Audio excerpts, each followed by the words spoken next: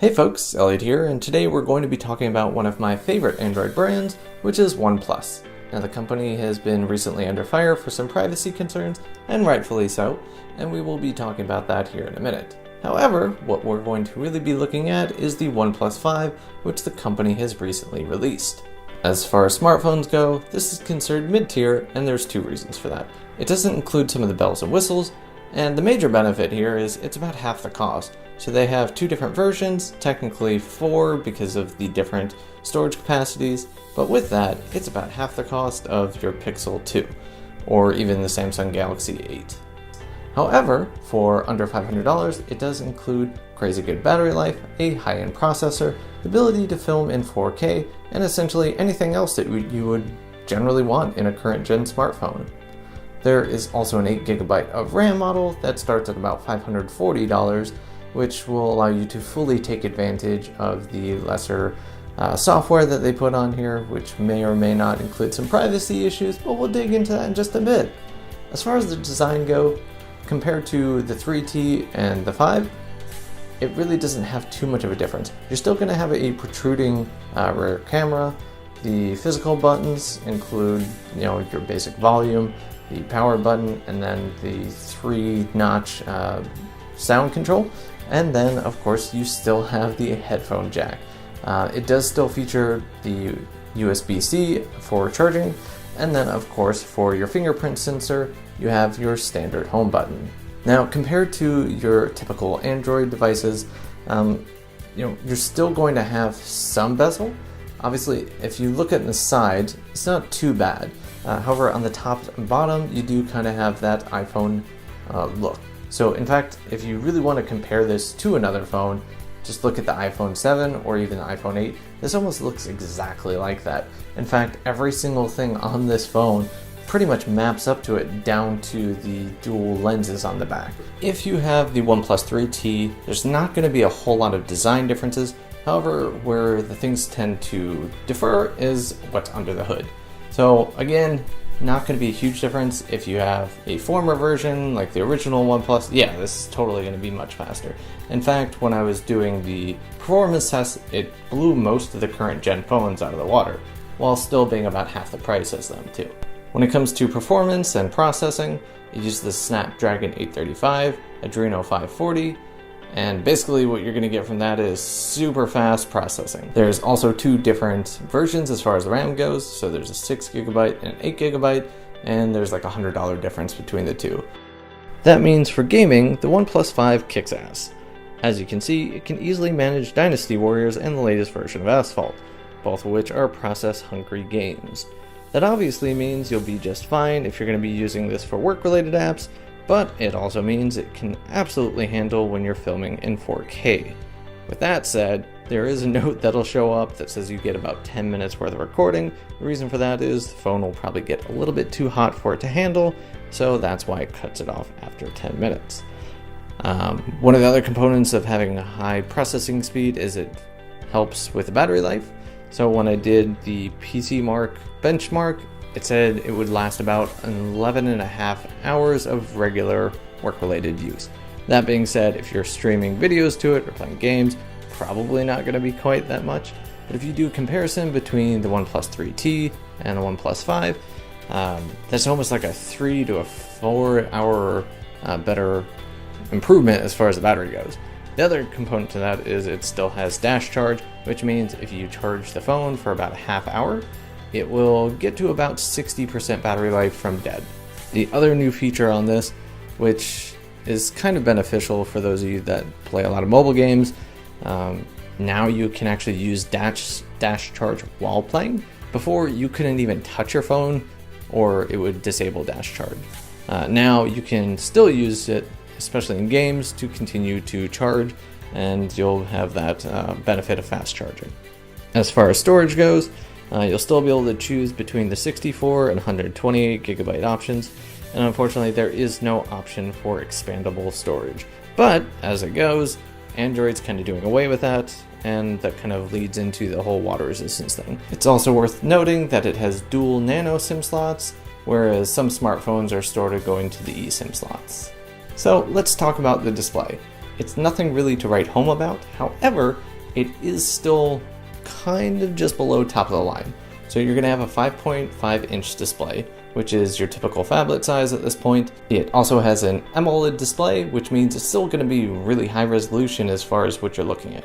So for gaming and for watching videos on it, or when you're filming 4K on it, it's going to look fantastic. So if you're going to make a comparison between some of the more current gen phones, I mean, it still looks fantastic. When I was playing some games on here, looking at some YouTube videos, the colors, the definition, it all looks great. It's probably just not quite up to par with the Pixel 2 or the iPhone 10. If we're again comparing this to the 3T, for the most part the display hasn't changed a great deal. However, now Gorilla Glass 5 is in there, so it's a little bit more durable. As far as the back of it, it uses the same aluminum body, so if you're going to be dropping that on any rocks, it's probably going to see some dents and damage. Otherwise, it's pretty durable material, and of course that makes it lightweight. Between the two versions, there's almost no difference in the weight, so you're really not going to feel too much of it. So let's talk camera. Basically what you're going to get is very similar to the previous version. However, with the dual lens, now you have two 16 megapixel cameras. So unlike the iPhone 7 Plus that has dual lenses and has actual 2x zoom, this uses a combination of the actual focal distance and software to kind of give you 2x. It's not the digital zoom, which is where it tends to get a little bit funky the more you zoom in, which you can do on here, and you will see that. But it does use a 2x, which does not damage or kind of reduce the quality of the image once you use that. So just like the iPhone has the portrait mode, you now get that with this as well. So basically you can do that funky effect where you blur out the background and in the foreground you see the object clearly. So the other thing is they've sort of souped up Pro mode, which used to be like manual mode. What basically that means is you can just manually tell the camera how it should take the photo. So for most smartphones, it's basically just like a point and shoot. With this, you can adjust the aperture, the white balance, the ISO, all that fun stuff. So it's great for if you're going to be in a low light setting, trying to like take a photo of the stars, that sort of thing.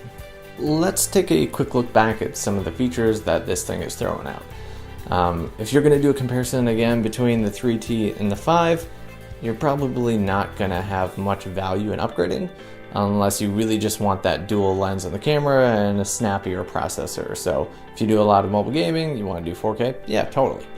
But with that said, the processing power on here, it's absolutely fast. It'll blow most of smartphones out of the water as far as Androids go.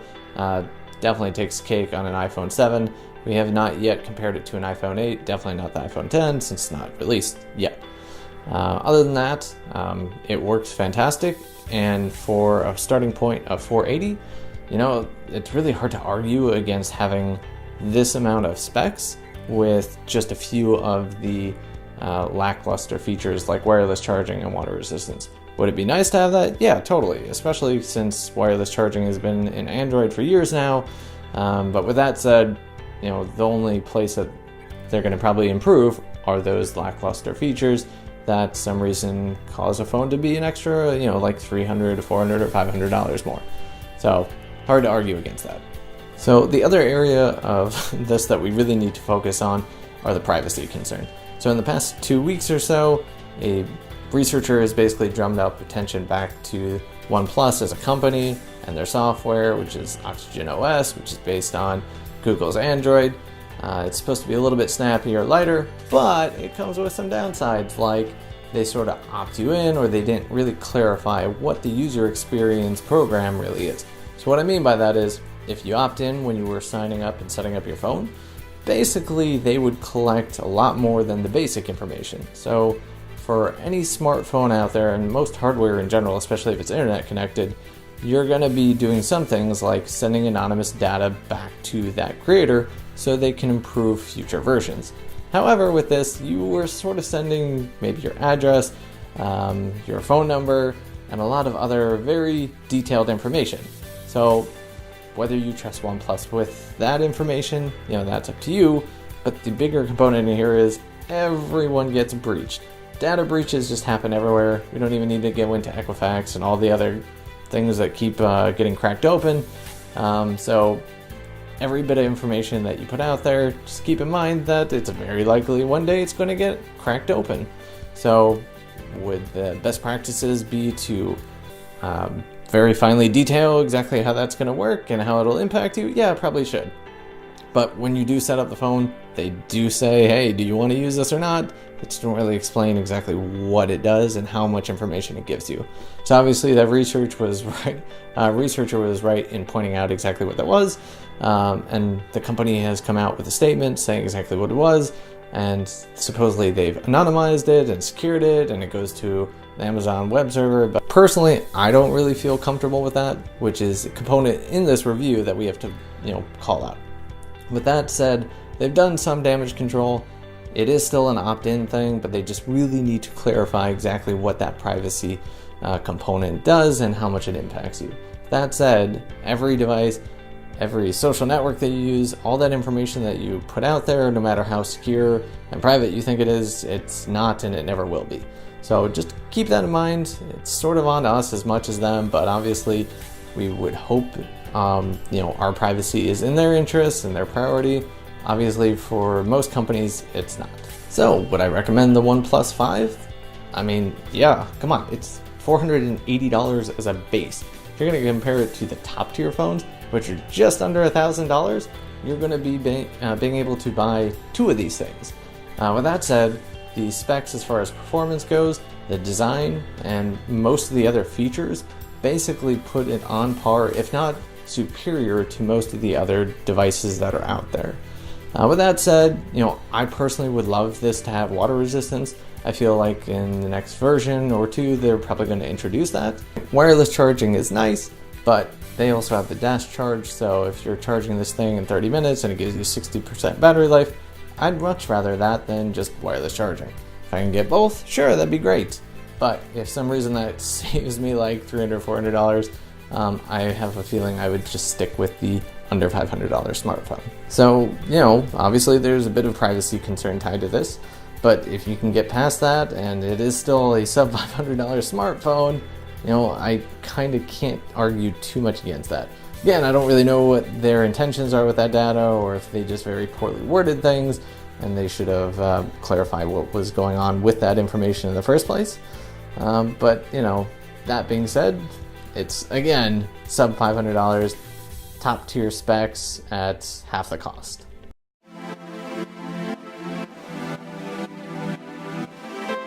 And unfortunately, it only has 1080p, but it is I'm never going to be able to say this right.